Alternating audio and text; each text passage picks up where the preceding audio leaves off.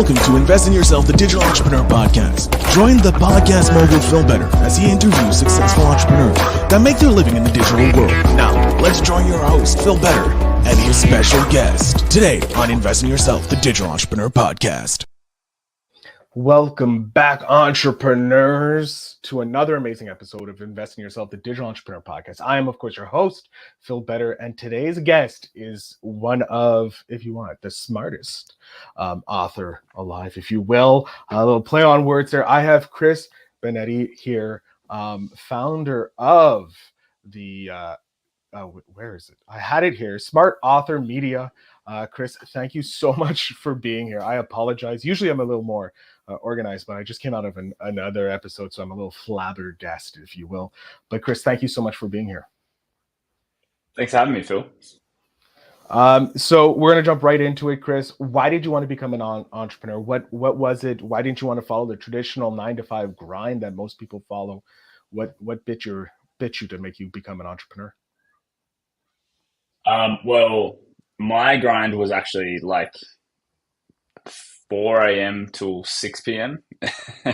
And I was working away in the iron ore mines for 2 weeks at a time, like literally 14 days straight of work.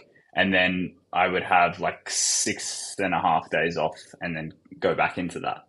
So for me, the grind was pretty intense and it was very labor intensive. And there were some circumstances where I was able to use my brain, but it was just a very manual job. And to me, that like kind of just was not worth the money that I was earning. And it really left a lack of desire in my life. It made my relationships with friends hard. It made my relationship with my wife hard. And ultimately, entrepreneurship to me was not only a way to get out of that and into something better, but secondly, we all talk about financial freedom and things like that. Like that was just a shortcut for me to be able to look after my family and my future without having to work in that kind of job for decades, like most of my colleagues were. And obviously save your body from the arduous work of mining 14 days on, 6.5 days off. Not much rest as an iron ore, apparently, miner. But so what was your first venture, if you will, into the entrepreneurial space? Was it Smart Author Media? Well, no. Technically, my first venture was a funnel development and CRO, conversion rate optimization agency. And that kind of transitioned into Smart Author Media. I took that skill set, leveraged it into what I'm doing now, and then just kind of tacked on, advertising as well. But I would say, even before that, I was kind of an intrapreneur with a digital marketing agency in Perth who basically did ads and funnels like what I do now, but wasn't niched. So I got a lot of rapid experience working with, their multi-million-dollar clients and things like that on the tools right out of the mining industry.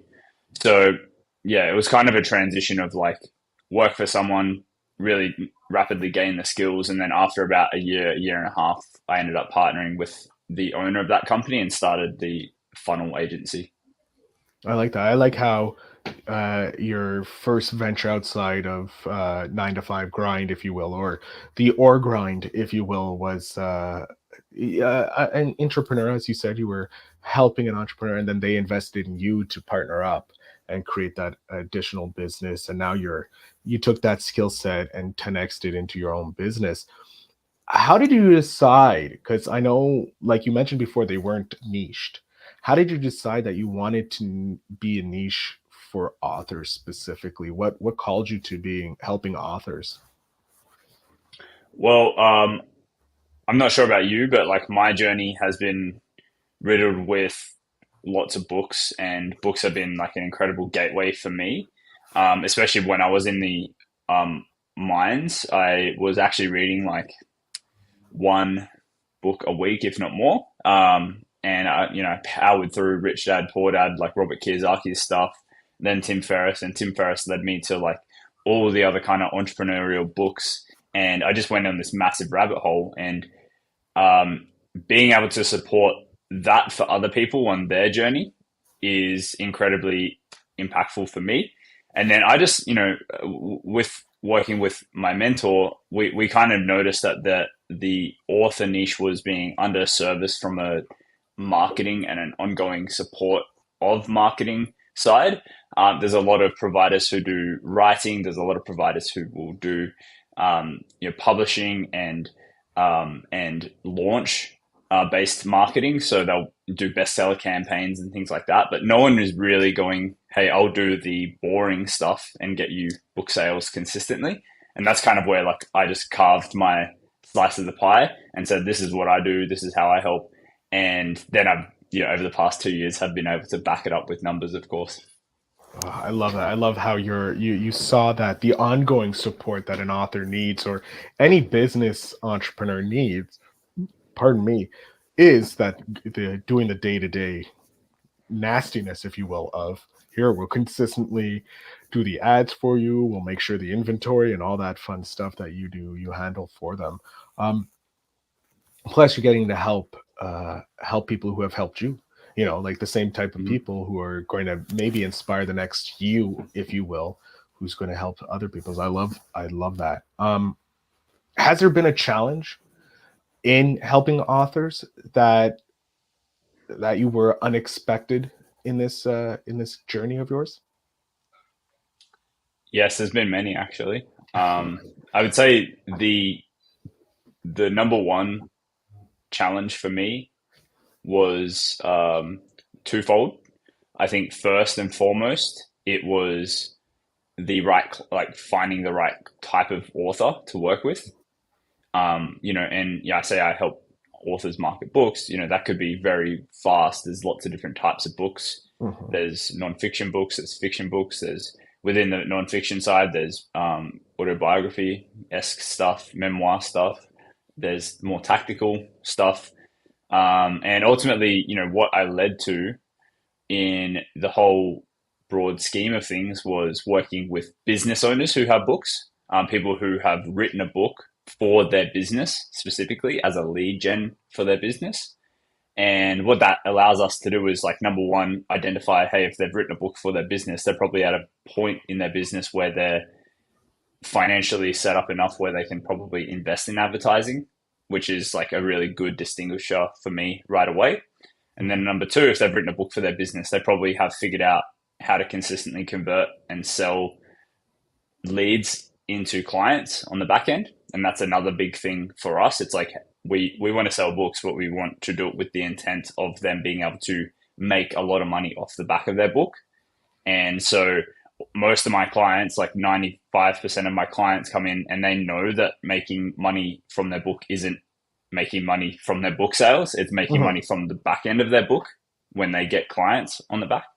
So that was like probably the biggest thing that I had to go through and, market other people's books and figure out through the process and the journey. And I would love to say it was like within 2 weeks, I figured that out. It was like more like I figured it out in 12 months kind of thing.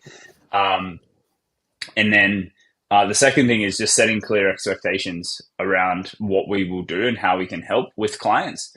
So I don't really do any broad promises to clients. I don't tell them that we're going to do X when we can't actually achieve, or I don't think we can actually achieve that. I'll just be straight up with clients and let them know, like, this is what numbers look like. This is what I expect. And typically this is what the result you'll get on the back end will be. So, from my experience, just letting them know that, like, hey, when we sell books, roughly 1% of book buyers will become clients of yours. And that's just what I've seen after, selling, a couple of dozen thousands of books, over 25,000 books sold in the past 2 years and have spent over, $500,000, $600,000 on marketing, on ads. So, that's just what I've seen just through the numbers. I love that. I do love how you set those clear expectations for your clients, because saying, oh yeah, we'll promise you the X, Y, Z, and then you deliver, you get that bad taste in your mouth, and it makes the client a bad client will, or an upset client will tell 10 people before a happy client tells 10 people, and your name's now gone. I love how you go, look, this is what we expected after everything we've done. If you get more than that, great, but we're aiming for this for you and that. So I love that. And plus with your expertise in different niches and expertise in the nonfiction and that, you're able to see what the numbers are.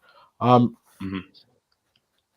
in your journey so far, I love how you said you invested in yourself while you were in the mines, reading voraciously, and now you're obviously connected with a lot of entrepreneur business owners. So like you have that kind of expertise of getting an unlimited source of knowledge, if you will, from these books. Is there a book that you would consider maybe a holy grail, if you will, for entrepreneurs looking to start their venture that they should take Mm. fundamentally look at and read? I'm not sure there's an exact book to quote. A few that I love and have reread several times. I think the 4 Hour Work Week is a good one. It's not like very tactical, but just the ideologies behind Tim's experience is just something to open your eyes. And I read that. That's a big book. I've read that Mhm. twice now, and both times I like had some really good takeaways. Um, I think the Russell Brunson series of books, the Secret series of books, is also quite good, and most of them are all of them are available for free plus shipping. So you can just go to like .com secrets.com, trafficsecrets.com, or expertsecrets.com, and I think they have bundle offers in those funnels as well. Um, I think the E Myth by Michael Gerber is also a really great one, just for like being able to understand your expertise and backing yourself and being able to charge what you're worth and those kind of things. Because that's a big struggle that I had when I was first as starting as an agency owner, is like actually charging money to the extent of the value that I was delivering, not just like what I thought it was worth, you know? So those ones are pretty awesome. And that, you know, there's so many other ones. I think that there's heaps of other ones around like operations side of things, how to run your business. You know, like Profit First is a pretty good one for finances if you're not really good at finances to start anyway. And yeah, there's a whole rabbit hole of different books that I could recommend, to be No, honest. I love how like one book led to another. I have to agree with you. Tim Ferriss's 4 Hour Work Week is, I would consider a Bible for the digital entrepreneur because it does talk about it. And then, but the the Secrets by Russell Brunson are also incredible books filled with knowledge upon knowledge that I think are used to be hidden and now just open for everyone who takes the time to read it. So I think those four books pretty much are an MBA in digital entrepreneurship, or at least the start of your entrepreneurial journey, and would make fantastic reads. And definitely going to have the links in the show notes because they're worth it. Um, what would you say is the biggest investment in yourself that you've done? Mm. Could be Um, monetary, or it could be something that's changed your life, just to help you out there. well, I think first and foremost is like backing myself to go in all in on this world is the number one thing. Uh, it was kind of monetary because I had to support myself financially after getting out of the mines, and my family as well. So, but that was definitely like the number one thing, and I never once considered going back onto my trade, like, you know, falling back onto my trade and going, oh, I could always just go work a mining shutdown or something like that. Like I just was all in from the day I left that industry, and that has had its ups and downs. You know, there's been some really good years in business, and there's been a couple of pretty average ones as well. There's been a lot of grind in some years, and some years like, you know, more recently, last couple of years, it's been a little bit more relaxed with lifestyle as we've had our son and things like that. So, but certainly just being able to like fully commit to something and back myself, even though the circumstances weren't ideal, has probably been the number one thing for me. Speaking of learning to back yourself and believing in yourself, which is somewhat of a hard thing for some people to do because, the life and voices get in their head. Did you ever have a problem backing yourself? Like, because you jumped into it full force, 100%. Did it take you time to get into that mode, or were you always someone who believed in themselves enough to try anything? I always had belief in myself. I think the environment of others and what they think of you is probably more so why people don't believe in themselves, or that does play a role in how they feel about their decisions. So, like, what does your girlfriend or wife think? What do your in-laws think? What does your friends from your old industry think, or your high school friends? Stuff like that. And I know some of us are a long way past high school now, but generally speaking, your Some of normal us are, friends, you know. some of us are have high school friends friends from high school, because it's been a couple decades. But yes, I get what you're saying. Yeah, so there's always, the external perception that like from others that weighs on you, I think, and that I think that generally will impact how confident people are in themselves. But for me, certainly, I've always had really good self-confidence, and I didn't let anyone's kind of perception or input waver what I was willing to do to kind of make things work. And definitely, like, the first year working for someone wasn't very financially rewarding, but then the first year in business was, and then we had a couple of average years in business, and then the last 2 years have been incredible. So it has definitely paid off in the long run from a lifestyle freedom perspective, but then also I've got good investments outside of business. I have a family that I love. We're doing well from a monthly recurring revenue standpoint. I've got a good team that I'm able to support. There's a lot of different things that have come and been rewarding for me through the journey. I love that. I love how you're pointing out, even though you've had those rough, lean years, if you will, um, you also now get to enjoy some of enjoy the freedom that comes with the good years with your family and that. And I'm glad that you're able to appreciate that. That's something that I think more business owners need to appreciate as well, the good years with their family, or at least with their partners. Um, when you're working with authors who fit your bill, they understand that books lead to sales, not riches come from sales of books. Um, what is something that you normally see is an issue with when an issue that they have when they first come to you? Hmm. Apart from the consistent sales that you will bring them, what are some of the things that you need to work with them to get them to that point?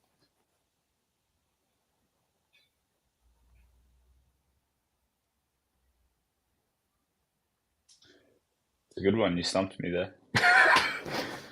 As a podcaster and as an interviewer, I'm always happy when that happens because it means I get good questions. But as an entrepreneur, I hate it as well because it's like, dang, I wasn't ready for that. Yeah, yeah. Well, what they're not ready for.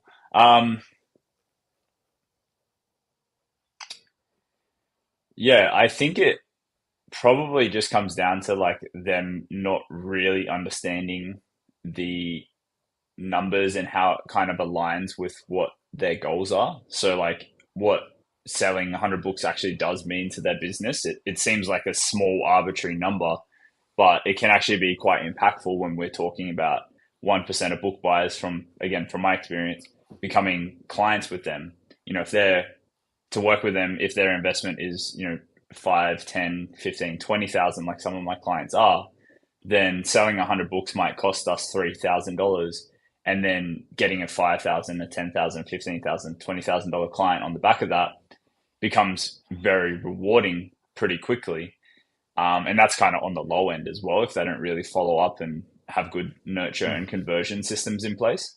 So, once I kind of run through what it all looks like and the numbers that they need to achieve the success that they're shooting for, then ultimately it is an aha. It's an easy yes for most of my clients. I like that. Like when they come to you, they don't really see the value of that 100 books. 100 books being sold, how much it can impact their bottom line as their business. Because I figure a lot of entrepreneurs don't realize that power of books, the power that books can bring to their business, just like understanding the power of a podcast episode, being a guest on a podcast can bring to their business as well. Yeah. If you could talk to the entrepreneurs that haven't written their books, what is maybe one thing that they could do, or why they should start writing their books and then come to you to continue the success of selling those books? Yeah, I think the key thing is that there's a correlation between consumption and the amount of money that someone will spend with you. And what does that mean essentially? Consumption, like people listening to you on a podcast, whether it's your show or on other people's shows, consuming your YouTube videos or content that way, or consuming a book. I think each method has its benefits. Podcasts are much more conversational and enjoyable from that perspective, but there's not really a specific journey from A to Z that someone will go on as they're listening to your podcast. It's kind of, if you have guests, it's kind of different every episode. If you are doing solo episodes, maybe you're just talking about what you feel like talking about at that time. So it's not really a concise journey that someone's going through. It's just time and consumption that they're spending with you. They're getting to know, like, and trust you more as a host. And alternatively, if you're a guest on people's shows, then it's kind of the same thing. If they listen to you on multiple different shows, then they might get a little bit from each one. Whereas a book, it is consumption. They're getting to know, like, and trust the words that you're saying and the expertise that you're portraying. But specifically, it's you're starting them here and you're actually taking them on a very concise journey to here. And it helps them to understand that, hey, if Chris has a process, a methodology for selling books and he's written about it in his own book, then it's quite likely that Chris knows how to market books. He has a system for this and he knows how to consistently get results. And so, like, that same applies to people who have books that talk about selling, that talk about investing, that talk about podcasting, whatever. Like that, there's a specific process. Plus, they're also consuming and taking time to read your book, which for most people is like, 2 to 8 hours of reading kind of thing, generally speaking, for most books. So if someone sat down and spent 2 to 8 hours talking to you about your systems, your processes, your stories, and all that kind of stuff, then most likely, if you know what you're talking about, they're going to be like, wow. And if they're interested, they're going to be like, wow, how can I work with you on something like that? So to me, long story short, books are probably the number one way, from my perspective, to actually indoctrinate someone to wanting to work with you if it makes sense for them at that time. And then furthermore, to market that as an asset on the front of your business is not only a way to get that into more people's hands, to have those ahas, but it's also an incredible way for you to build authority and credibility. Because if you have a book and your competitors don't, who do you think someone's going to choose? Just based on that merit. And lastly, I think it's an incredible gateway. You can get speaking opportunities, you can talk to people, you can send your books out as gifts to people that you might want to work with. So it's an incredible gateway for you to get something incredibly valuable that you've spent time, energy, and resources on, that's going to change someone's life or business into their hands. Oh, that's Now I need to write a book. Chris, you're compelling me to write a book on podcasting because it's I know it's going to help so many people, but and then just come to you and just let you handle the back end of it so that I don't have to deal with the day-to-day of selling a book. Chris, we are coming to the end, which I hate because I'm having a great time chatting with you. I'm glad that we were able to organize this time because the time difference isn't a little difficult when you're on the bottom side and on the top side of the world. But with this last little bit, I was wondering, I have the 10-year-old version of you right beside me, a Spitfire, great talking with him. Scares me, gotta say. Younger version of you is a little scary. Just so much energy. Just so much energy. But what's one piece of advice you would love to give your 10-year-old self? 10-year-old me had a lot of bullying and self-esteem issues. And there was many hardship lessons growing up, financially and all of that. But I think I learned a lot of really great lessons as well, just through that. Um, I would say to 10-year-old me is just own who you are and just back yourself unconditionally, and just keep working through to achieve what you want in life. I love that. That's amazing advice.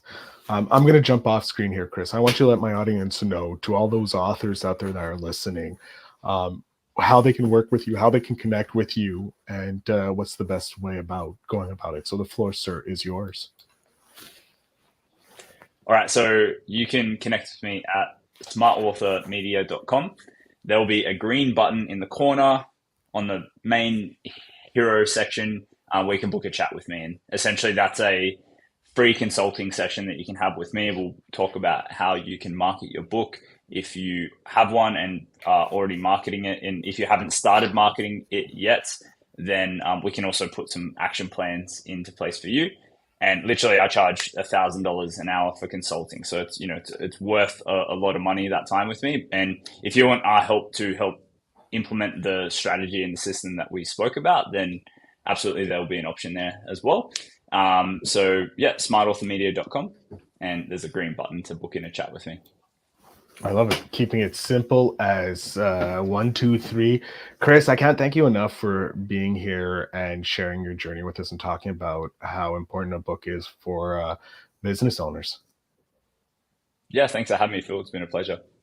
To my audience, of course, as you know, down the show notes will be all those lovely links to Chris and Smart Author Media. I'll make sure that the link is straight to the green button so that you guys can click straight to talking with Chris and getting that amazing pieces of advice. Chris, again, thank you so much. To my audience, thank you so much for listening. And remember always to invest in yourself.